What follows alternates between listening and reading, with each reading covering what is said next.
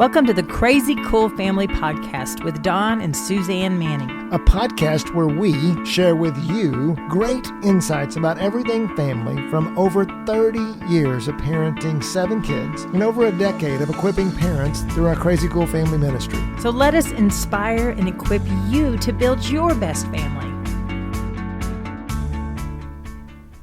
Welcome, parents, to another episode of the Crazy Cool Family Podcast as we go through our series of Crazy Cool Parenting This. Different topics and how do we put the crazy cool concepts, the crazy cool vision into those concepts. Hello, Suzanne. Yeah, hello. And so today we're going to just talk about prioritizing family connections.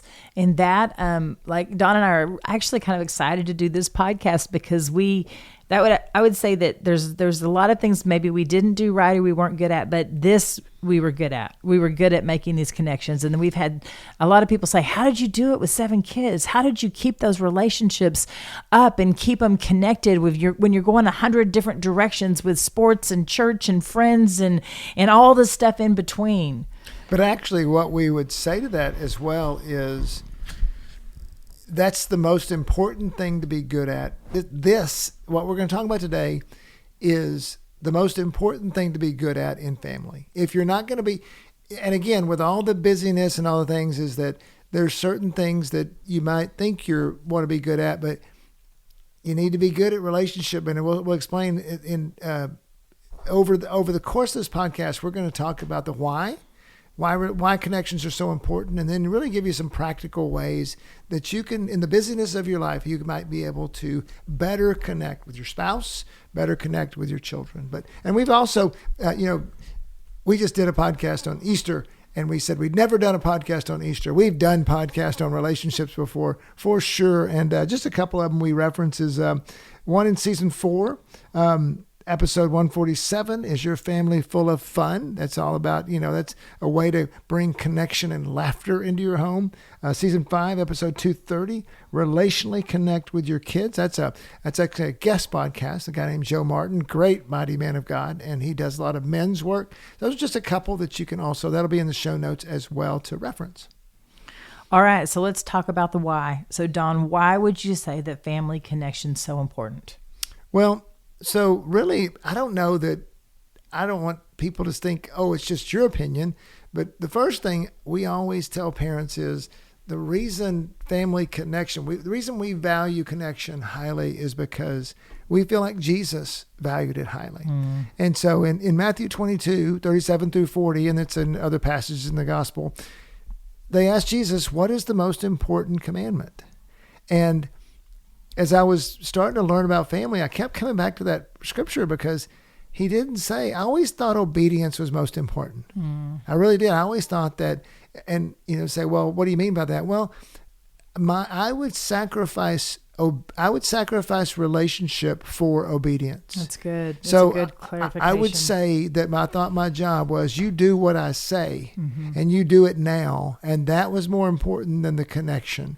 Because the goal of them was to make them. Sorry, little tap there on the table. But it was that the goal was to have them obey. Obedience. If you would have asked me in the place of Jesus in Matthew 22 and said, Don, what's the most important commandment? I would say obey God and obey your parents and honor authority and all those things.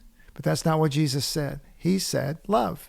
He said love the Lord your God. In other words, have a connection, have a relationship with the Lord your God first, and then love your neighbor, the most important neighbors being our children and our spouses. And so it really flipped in me of that the secret to life was loving others, and doesn't mean you give them everything, but it does mean that you love first. And that was and relationship and connection is the primary way that we love. Oh yeah, for sure. I mean, and I would say that, okay, so Jesus told us to do it, so that's enough.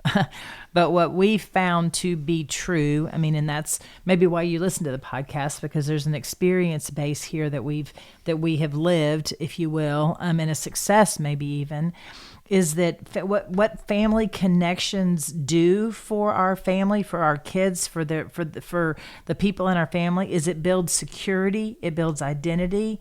I mean, the connections that we make in our family with each other, that we're literally training our children how to have relationships outside of our family, which is the goal. I mean, our whole goal here on earth, the purpose is to build the kingdom. And how do we build the kingdom? We don't build it through stuff. We build it through people. Kingdom is made up of people. And so we need to know how to relate, but we need to know how to connect soul to soul, spirit to spirit, heart to heart with people so that we can win them for the kingdom. And so family connections is the first place that we get to do that. Yes, and I think that you said something very well when you said that relationships build security. That and you think about, okay, what's the opposite of security? It's insecurity. And so insecurity, think about all the things that insecurity causes in a child or in a marriage. It causes it in workplaces. It causes it everywhere. When we don't feel secure, confident, we feel like we have ability. We feel like we have the resources, whatever it is that makes that happen. So many negative things happen. Fear, we withdraw, we get angry, we lash out. So many things that happen because of insecurity. Mm-hmm. But when a child is secure, then or a marriage is secure, or a person is secure as an adult, then we just have confidence. We have life. And so if you don't get anything out of the podcast today, think about proper connection, deep connection, soul to soul connection is the primary way you build security in your kids, which launches them into the world as confident kids. For sure. Even right now, I mean, like I read a guy he's a brain scientist. His name is Dan Siegel. And he says that he basically says that relationship, and there's more and more studies showing that science backs this up, but the brain is a quote from his book. He says, The Whole Brain Child. It says, the brain is a social organ. Think about this. The brain, it's a social organ, and it's made to be in relationship. Here's another key word for you. It's hardwired to take in signals from the social environment. So, which in turn influence a person's inner world. So our brains, and I actually believe that God has really hardwired the family relationships. That's why, for sure. Why does a child who doesn't have a dad go seek that dad? Mm-hmm. Why do we keep coming back to our parents even though they've abused us or whatever? Because there is a connection there. It's a hardwired relationship. And it says, in other words, he says, what happens between brains has a great deal to do with what happens within each individual brain. Mm-hmm. And when we realize that as parents, we have been given this incredible responsibility and opportunity to primarily do what Jesus said in Matthew 22, to love our children, and meaning connect with them, mm-hmm. help them feel secure, all the things that relationship comes out, then we are hardwiring their brains for security and success. I love that. And I don't want to touch back on when I was rattled, security, identity. And I just want to talk about identity just a little bit too. That's the place where family is the place. In the relationship, we get to, as parents, give the highest identity to our children.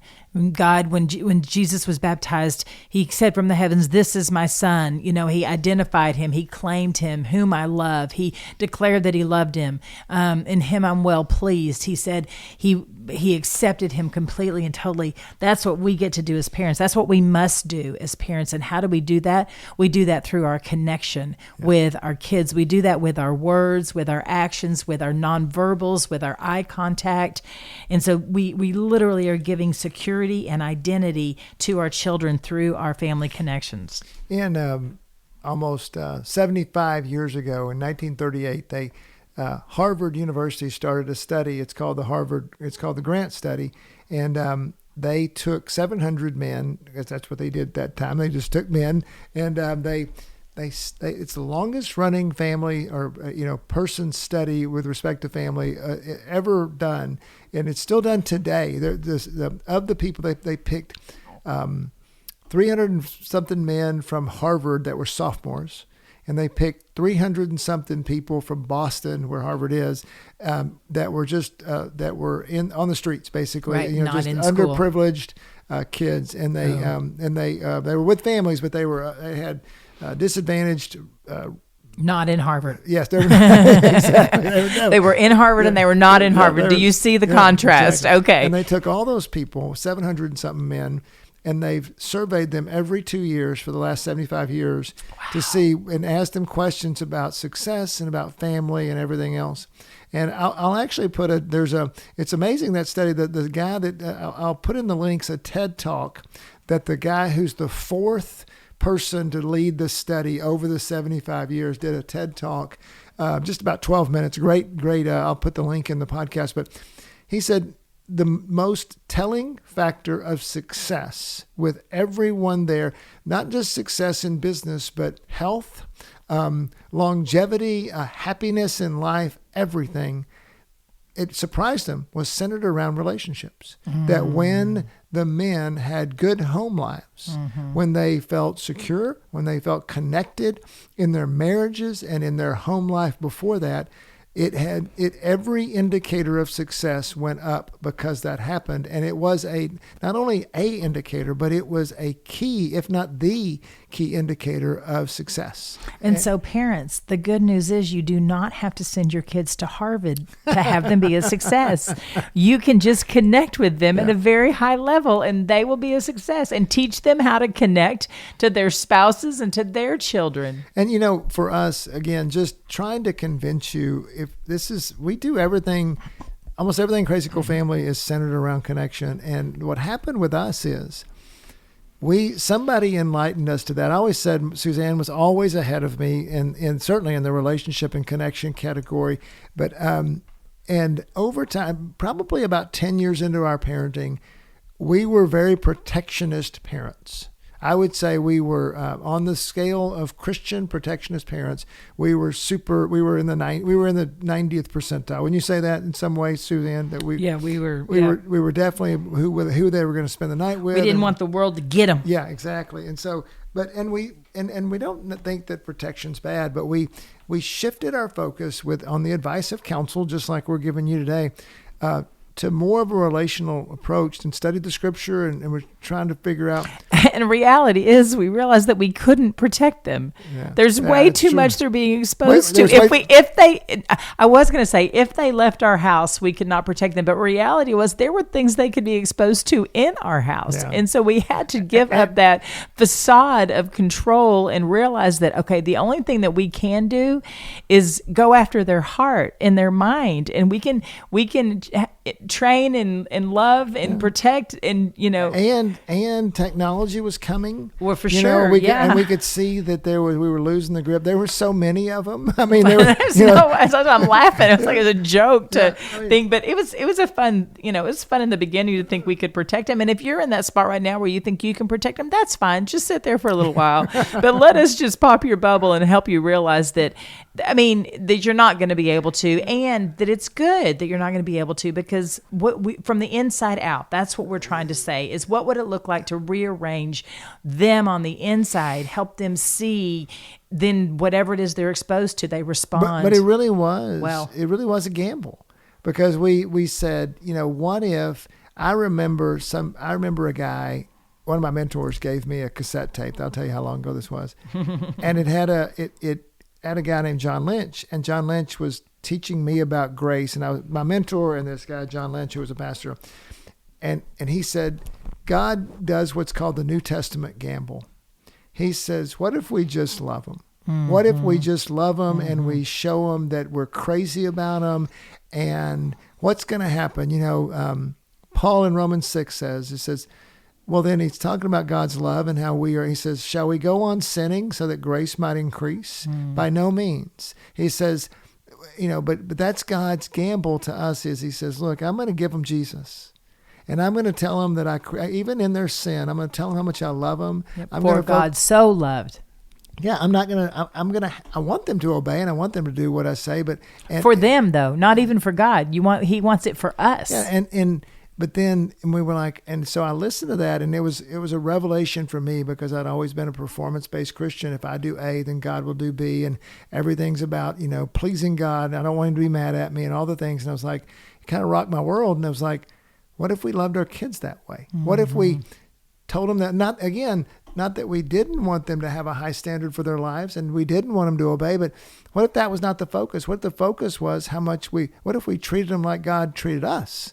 And then honestly, the way the ministry came about is as we started doing that, remember we had 4 girls, we have 4 girls first.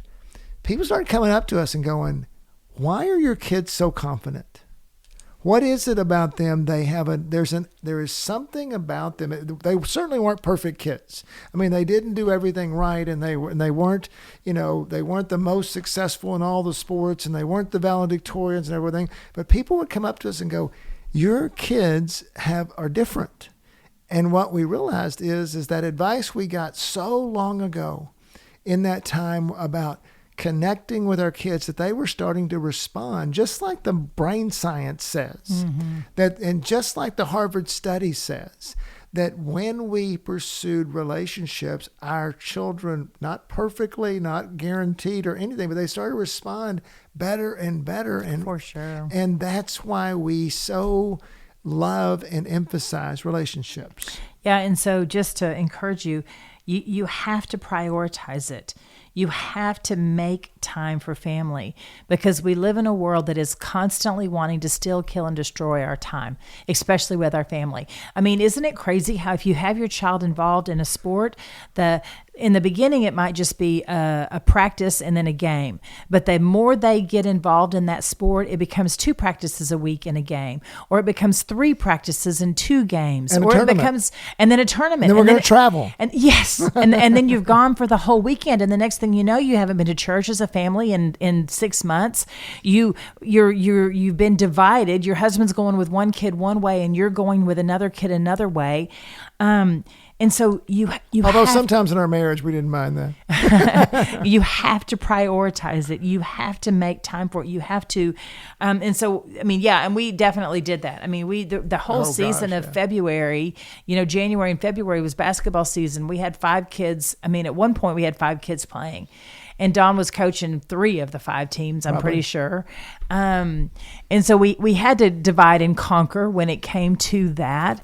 And so one of the things that we would do, I remember, is we would meet like at a Chick-fil-A before the practices, we would meet together, or we would have dinner before, or we would, we were all coming home from our practices, we would all connect with, well, how was your practice? How was your, And another thing that we did in that crazy season was we made sure that as many of us could attend whatever event it was. And so we'd take as many of them to I spent, my birthday's in January, I spent at least 10 birthdays at basketball games. And the girls would come home from college to go to the little boys' basketball games, and we would all gather together as much as we could to go to whatever child's event was happening. And so that was one of the ways we prioritized it. Can you think of another way that we prioritized it in the world that we lived in with so many? I think another thing is just car time, bedtime. Some people it's morning time. Whenever you're, there was a lot of times in sports and things that I had a couple of kids in the car with me, and so are we going to, making an effort to talk about things, making an effort to, not just have them on their phones or on their devices and me, on my phone or not thinking, just listening to music, just trying to prioritize the times we have with each child. I want to really make a big deal about that. I love it that you brought that up. Parents, that is an easy time in the car to just say, okay, no phones in the car, because you've got a contained audience.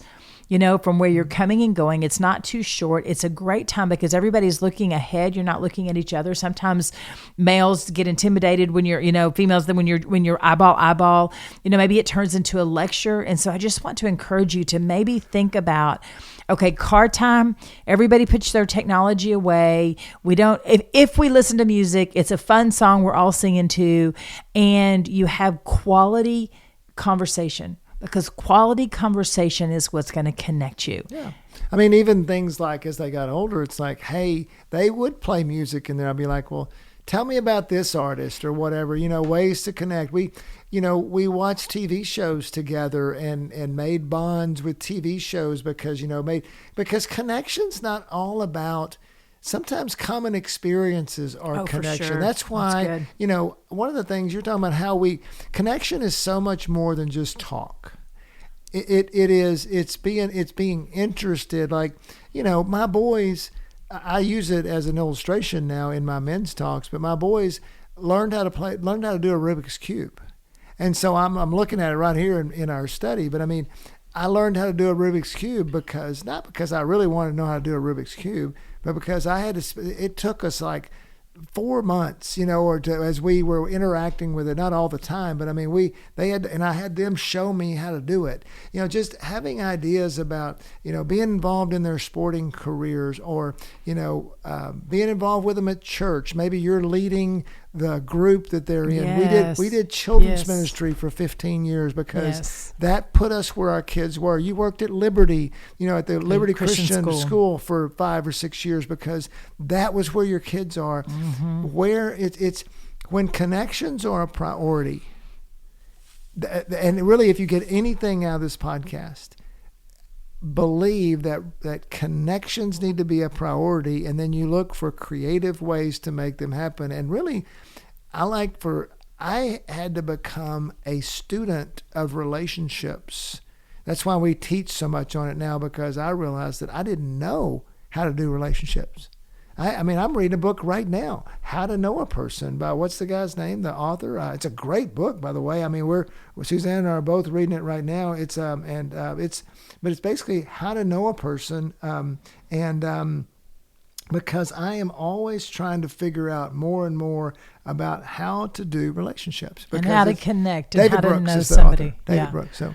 Yeah, I just think it's the most valuable thing we can do in our family is to know somebody, because there's nowhere else in the world that they're going to. I mean, when they get married, that's the next place that they're going to be known.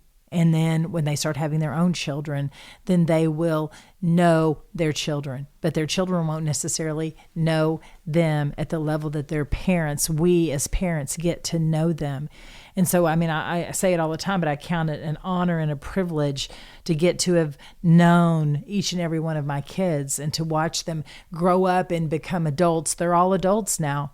I mean, and to see the people that they've evolved into it's such a beautiful thing. And there's a big part of that we built, that we put in there, and now they're all, they're flying on their own, and they've got other things that are helping build them, which is the goal. That's what we're supposed to do. So we just want to encourage you that to get to be a family, to make the connections in family it's just so amazing. It's just so much fun. I see it as like a puzzle. Everybody in your family is a puzzle piece, and they uniquely fit together, and they each connect into each other, and each of the puzzle pieces actually connect into each of the other puzzle pieces. And then together, when all the puzzle pieces are put together, then you've got this beautiful picture called for us, it's the Manning family, and now that the girls are married, it's the Jones family or the Torres family, the Robinsons or the Riems and so they're even getting to build their own family. But how beautiful it is that we get to do that. First Thessalonians 5:10-11 says, He died for us, so that whether we are awake or asleep, we may live together with him. We may live together with him. Therefore, encourage one another and build each other up, just as in fact you are doing.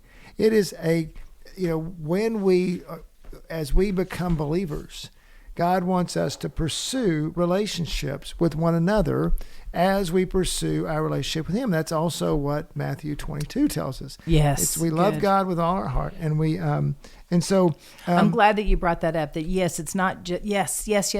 It's not just the relationships that we're talking about in our family. It's also the relationship we're connecting our kids with, to God. That's why, for example, we have a Crazy Cool Family, our family dashboard. And we have 5 types of relationships, and we show you, think about this, it's the biggest thing we teach. That's why we're so excited about this podcast, is because the network of relationships in your home. Yes. Okay, with 7 kids, we have 45 relationships in our home. And if we showed you our family dashboard, you would count them and you would see what and literally we look at every one of those relationships, or we did, especially when we were parenting our kids growing up, and we say, hey, how can we make those relationships special? Mm-hmm. And there's, as we did that, we found it builds this and just think about if a computer network is strong, and you can't, otherwise, if the viruses can't get in outside, if the walls are built on the outside, around the network, and the network, all the connections, but if you let that virus get in through one little portal into a computer, and then it blows it up throughout the whole network. It's the same thing with family. That's why we drew it like a family. It's a network of relationships in your home. When that network is strong and your firewalls are up, then you will have success. Nobody can hurt you. It's more, or it's much more difficult to get hurt, basically. Oh, that's so good. And if you're brand new to Crazy Cool Family, if this is your first podcast you're listening, then go to crazycoolfamily.com. You'll see our house. You'll see our dashboard. We invite you to do that.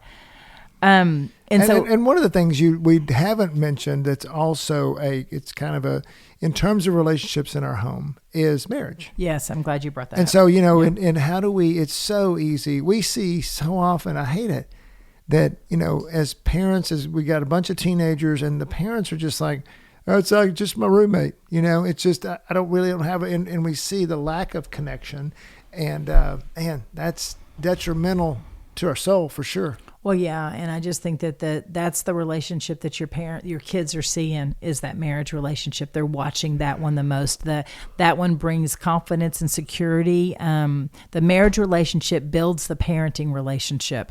And so if you've got a strong, healthy marriage, then you're going to have a better chance of having a strong, healthy parenting relationship with each of your kids. Because if you're not stressed about your marriage, if you're getting strength from that, then you can have the strength that you need to face the battles, I guess, with each of the kids that as they hit the different seasons of life.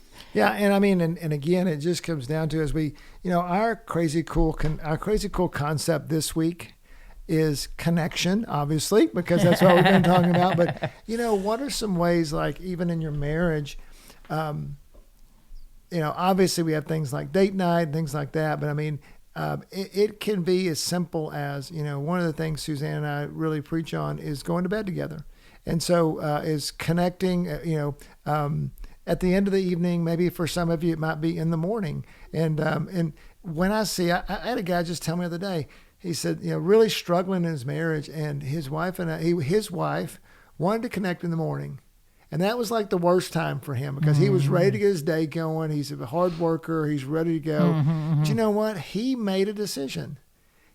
My wife wants to connect in the mornings. So we sit down, we have a cup of coffee together, and he says, it's been amazing. Yeah. And I was like, good for you that you decided to sacrifice what you're doing to do what she wanted to do so that you would connect. And okay, so can I just about 100 times we start to figure out. Well, I was going to say, you're going to have to sacrifice. I mean, we have learned that over 33 years of marriage, there will be a sacrifice. Mm-hmm. Both of you will have to do that when it comes to connection in your marriage. And so just be aware of that and realize that you're going to have to sacrifice your time or your preferences or your priorities or your entertainment, there's going to be a sacrifice, and just know that it's worth it.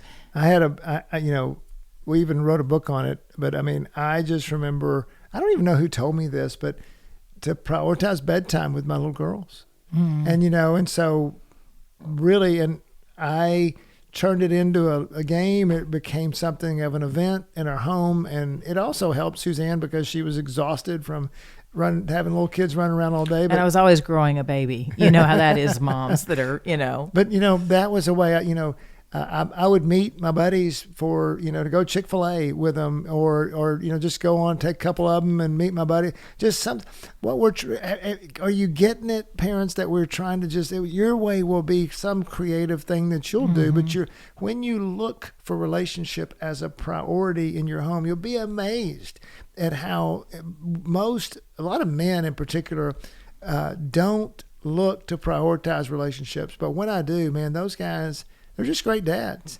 Yeah. And they may be, and it's fun because, when you have relationships with your kids, as they get older, just get funner and they get, more fun and more exciting. So, another way, let's just get to a couple practical things, when it comes to connection is to be intentional, look at your calendar and pick out, okay, wow, we've got a really busy week this week. There's not one time that our whole family is going to be in the same room. Find an activity that you can say no to either have your whole family in the same room or make the time that you have with each of your children special and intentional, because you don't have to have everybody in the room all the time for it to be, your relationships prioritized.